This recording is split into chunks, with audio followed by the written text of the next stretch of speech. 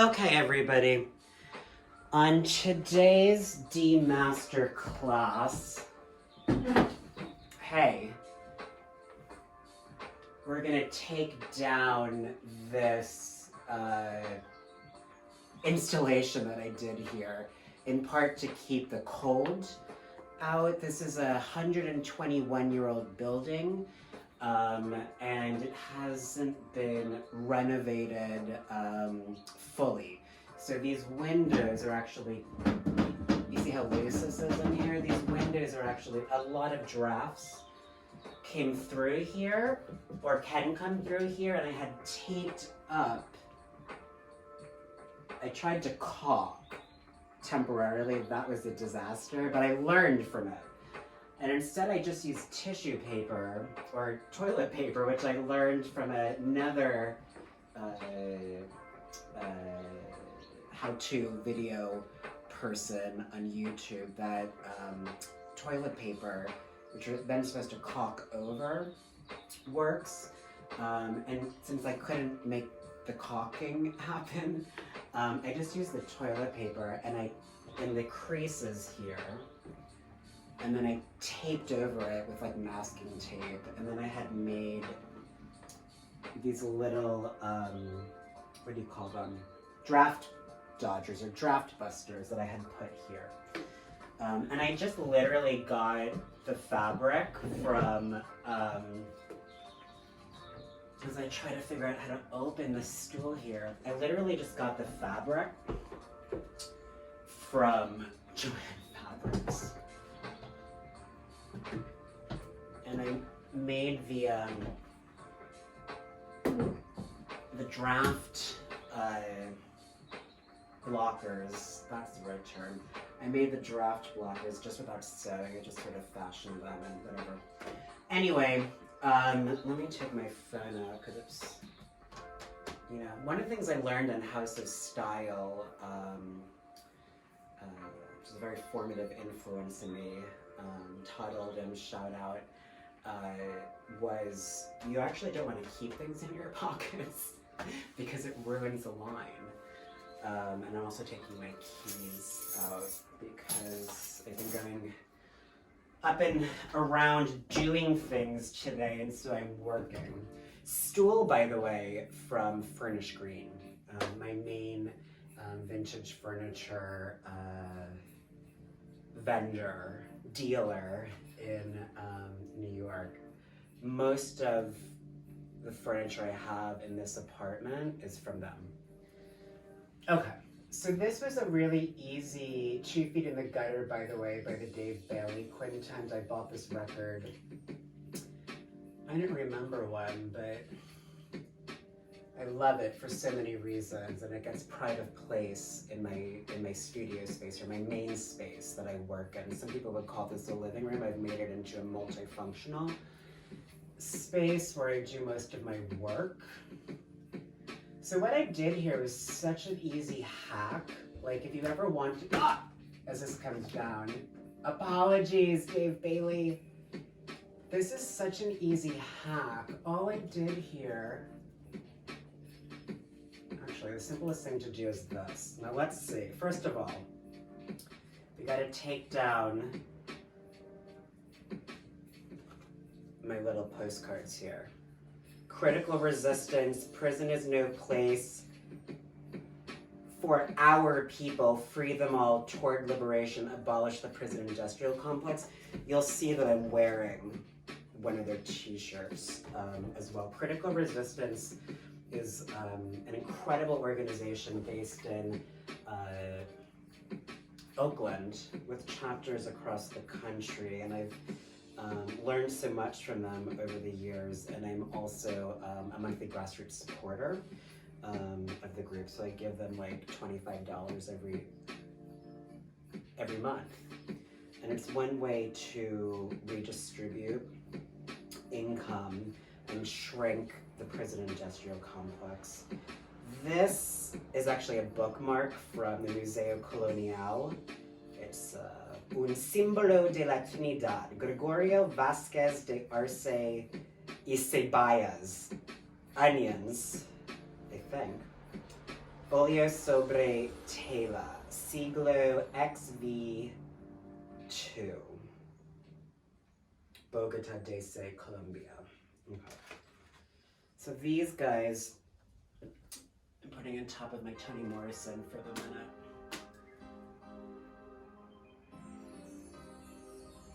My real installation's also gonna have to come down. I just used clear thumbtacks here. Okay. What I'm going to do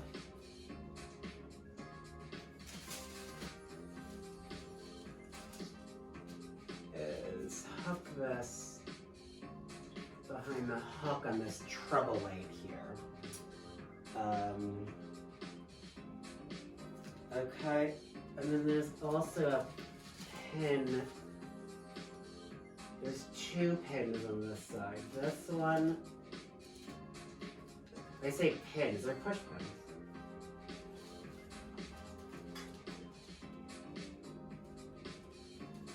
Okay. I'm also gonna hook this around there. The reason I'm doing this, of course, and let me just stand down for 1 second, is that we're heading further and further into spring, and even though it still gets chilly here at night, I want to show off this beautiful window, especially before I put in my air conditioner again. I just want to show you this up close.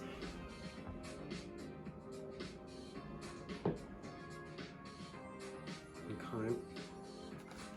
And here's the bookmark. My shirt, in case you can't see, right? And then also on the back it says, I'm also wearing my Oakland cap because I'm going to be in Oakland for the last 2 weeks of May. Okay, so let's continue our process here. One more pin there. This is, you know, because one of the virtues of living in an old building is that you can make little marks here and it's not really going to make a difference because there's so much patina, if you will, already in the apartment, which I love. That's why I wanted to live here when I moved from New York last summer to here. This is just a big clip, binder clip. Okay. So we've got that. I just want to show you up close. If I had a camera person, they could come in close, but I'm doing it by myself. It's just a clip. I don't know if this is considered a gingham, I forget, but I've been thinking through a lot of concepts around the colors black and white and gray versus brown. As some of you know, I'm also an academic in addition to a do-it-yourself interior designer. What we're gonna have now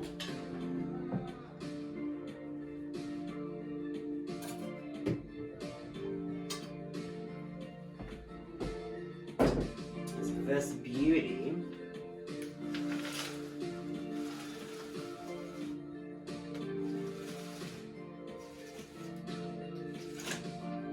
Okay.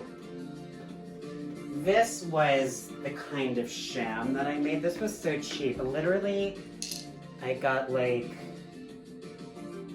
1 or 2 bolts of this and then just that. And I also have a bolt elsewhere. I wasn't sure what I was gonna do exactly, but it was so cheap, I was like, let me just do it. So I just sort of fashioned a little bolster, you know? So, like that. I did the trick. I have a space heater as well. and it was extremely toasty in here over the winter when I wanted it to be toasty. Even when it was like in the 20s, we did quite well.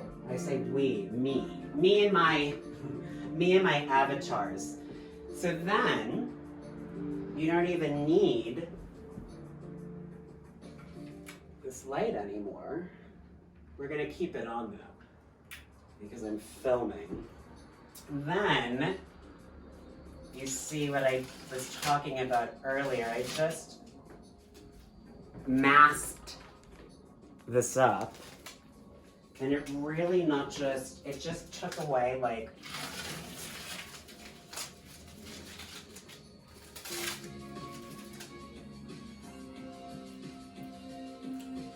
the crevices.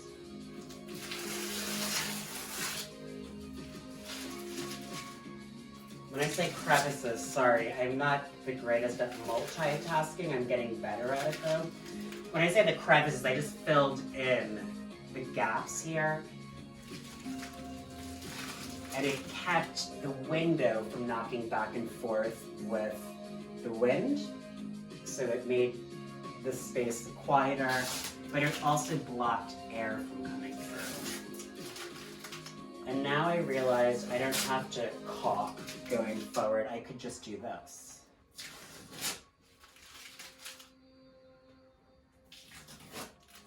I mean, I don't know how much longer I'm gonna stay in this apartment.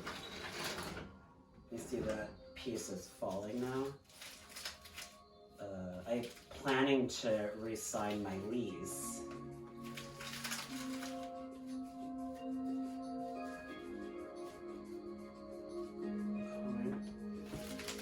I'm just gonna put these down here out of camera's way so you can see what I'm doing.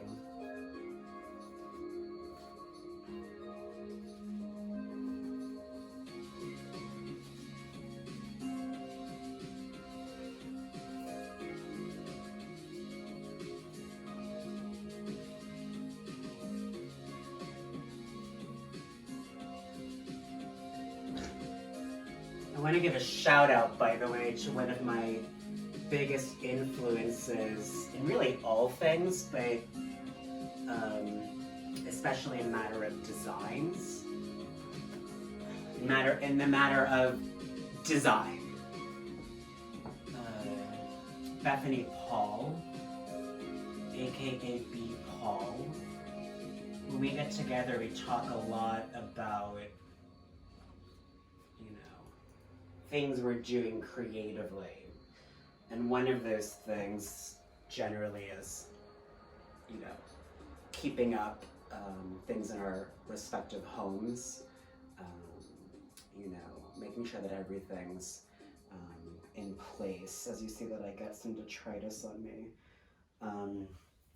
As many people did, those of us who were really fortunate to be able to work from home and weren't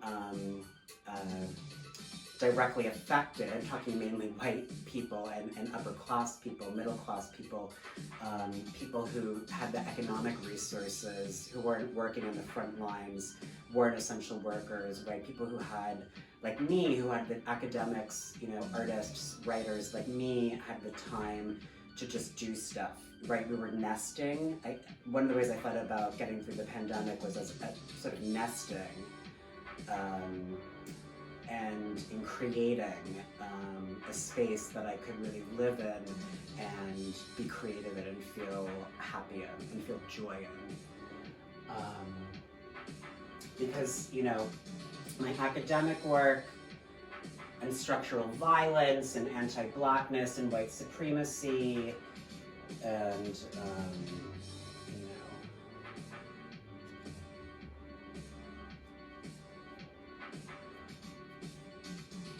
the ongoing pandemic of state-sanctioned violence against Black people and brown people and Asian people and Indigenous people. These are not, I don't experience what folks who identify or are identified in those ways experience because of my structural advantages, especially as a white man.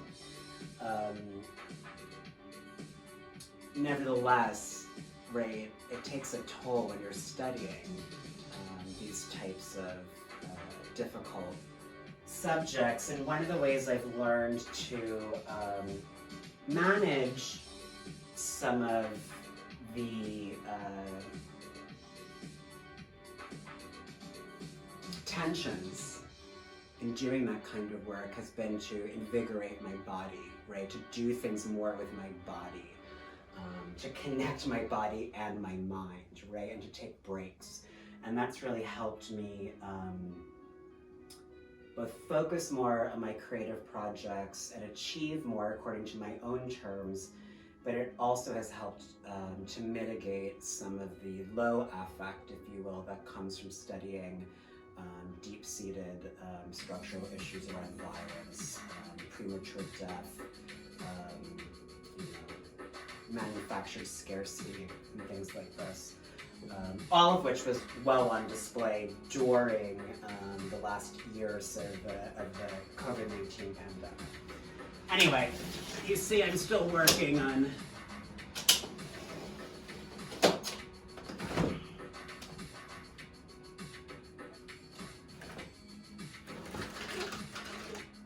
this is still in a pulley system. It's amazing. These are like, these windows I think might actually be, I think these windows could be original. And if they're not original, they were probably put in decades ago. Okay? So now we have this beautiful, this I have to deal with, oh, well, let me just finish it up, right?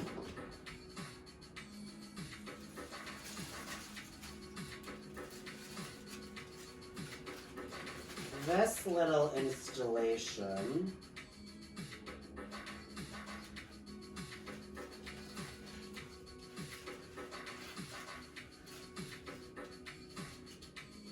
and I'll show you this too. I think I'm probably just gonna retire this installation for now. I might do it elsewhere in my apartment. And for that matter, I'm gonna take this window too. These are all really basic materials that I've used and that I've learned over the years, right? Paper clips. These were just two quotes that I found. These are from BAMFA in Berkeley. I really happen to love this. Mercy Cunningham, between moments of laughing and singing to himself, excitedly addresses Tacita Dean as she films Crane Way event, Richmond 2008. Quote, "Did you get that boat? Did you film that bird? Did you see the light behind the dancer?"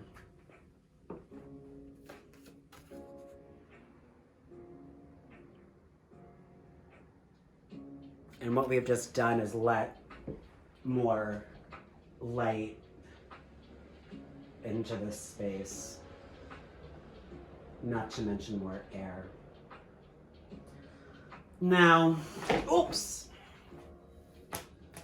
I'm waiting to get another light so I don't trip over my stuff here. Now you might be saying, well, this looks bad, but you can just do this. So that levels out.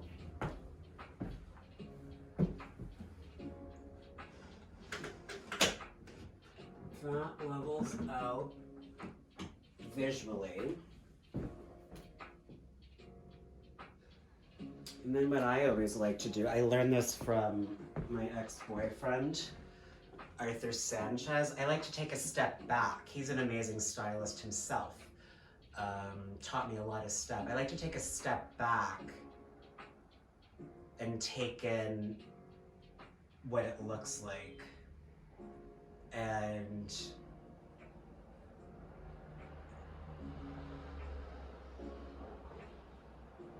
it looks really good to me. I mean, this is why I got this apartment, because of this amazing feature here. Of course, if you bring this down like this, then you have a doubleness here.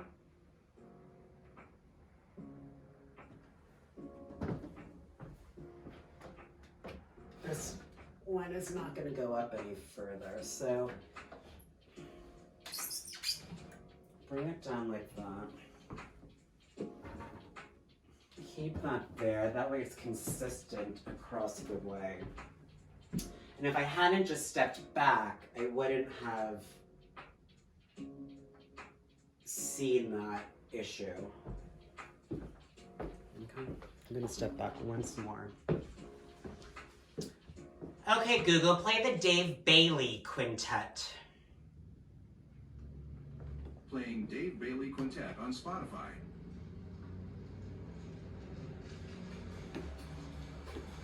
Okay.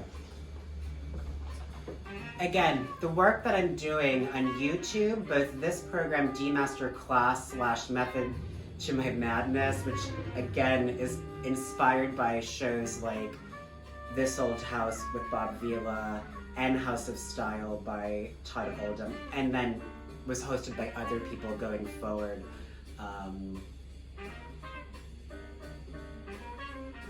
It's really been a wonderful way for me to reconnect with some of my earlier influences in my life.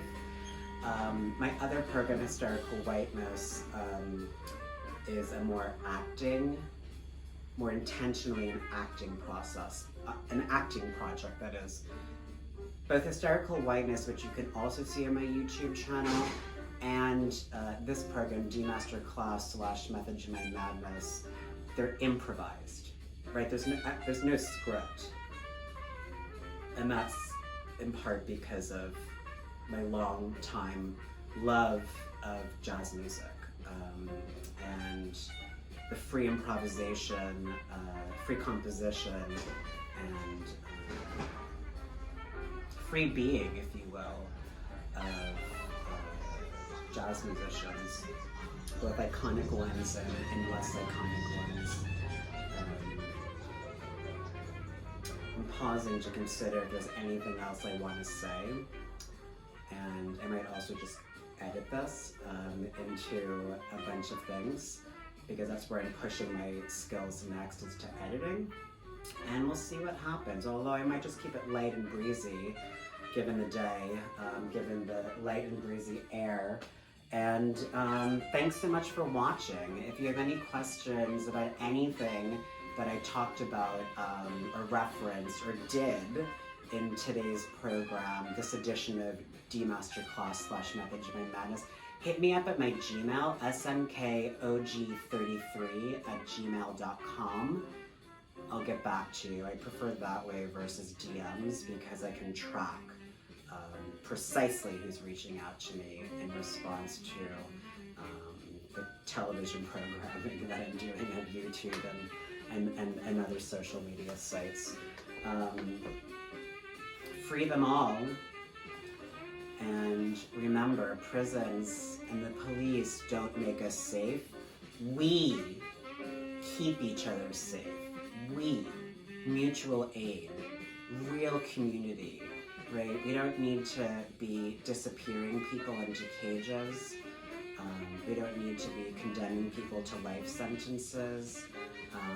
We don't need prisons at all, because prisons are a relatively modern invention. In fact, they came of age, or really were created through colonialism and through racial capitalism, through white supremacy, through the Enlightenment, and people the world over have lived for millennia without prisons, and prisons cause much more harm than they cause good. And one of the things that I'm trying to do in all of my work is communicate more and more of those harms, so that people understand that prisons are not good or neutral, they're actually negative, and they concretely negatively impact people's lives. Not just the lives of people who are going away, but the lives of their loved ones as well. Okay, ciao for now.